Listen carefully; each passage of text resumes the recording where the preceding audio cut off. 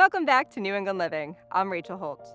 Renowned across the music industry for its distinctive sound and look, Mason & Hamlin has been manufacturing some of the world's most recognized pianos right here in Massachusetts. Up next, we're heading to Haverhill to discover the secret to their success with creative director Nathan Mabanglo-Burgett. You're carrying on a very rich tradition of piano building here in the U.S. and specifically Massachusetts.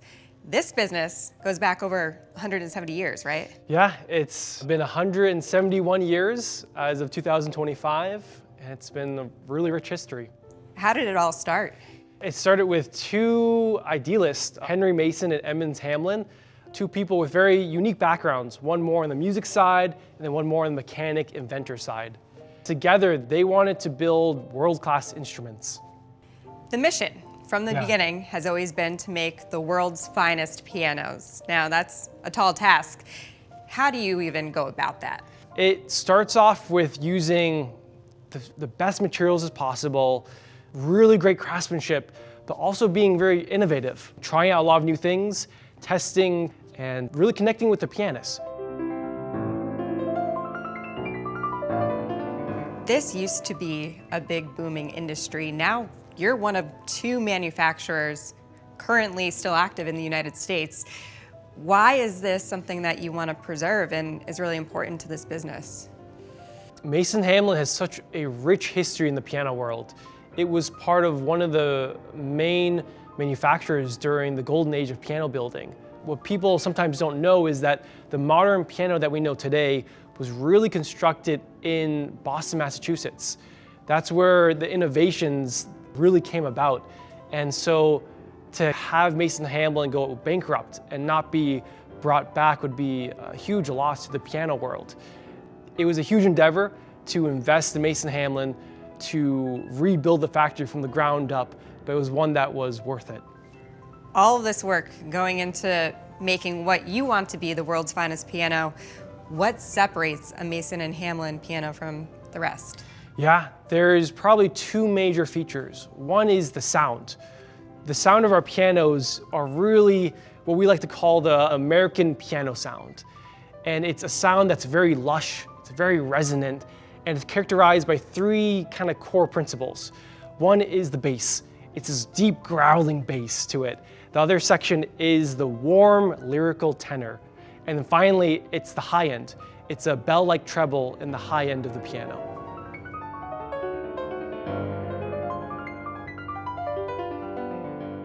What are some of those ways that you're taking this piano into the modern age? Big one is the piano action. The action is the translator between the pianist and the musical instrument. And typically a piano action was made from wood back in the 1900s.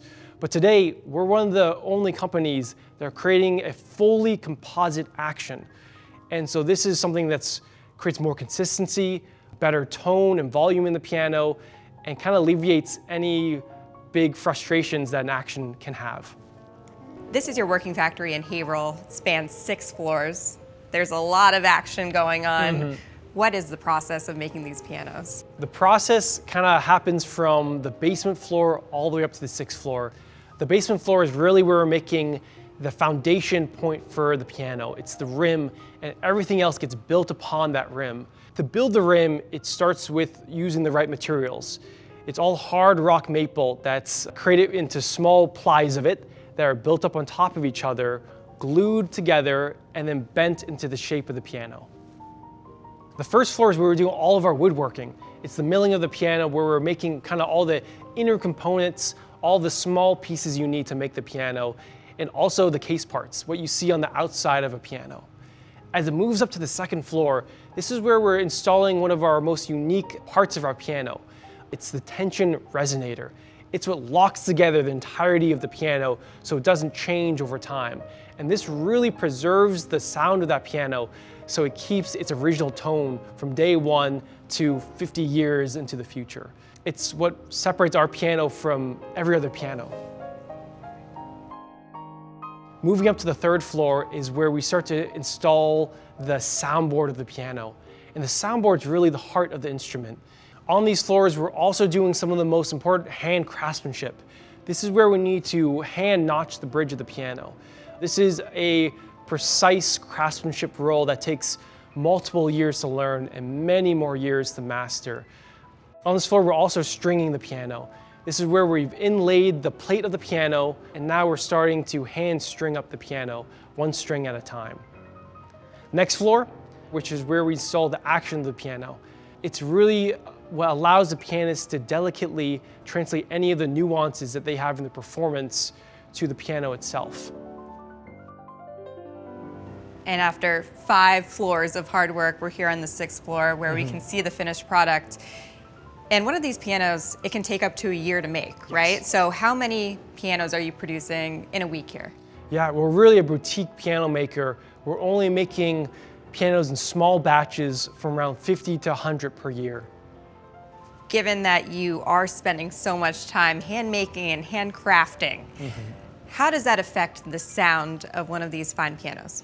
Yeah, the piano is really a living instrument with all the natural wood, with all of the hand craftsmanship that goes into it. Every piano has that unique Mason Hamlin sound, but because it's a handmade instrument, each piano has a little unique character to it.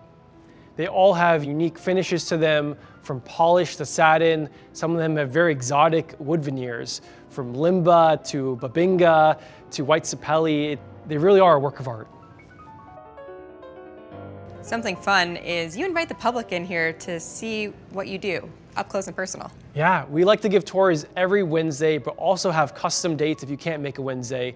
But you get to see how a piano is built from start to finish. Taking this piano company that originated in Boston over 170 years ago, now into the next generation, what's important to you about that? It's really important taking what made the company so amazing in the past and moving forward into the 21st century. It's about preserving the quality of materials, the craftsmanship, and the innovative spirit of the company, and never resting on what we had in the past, but always moving forward.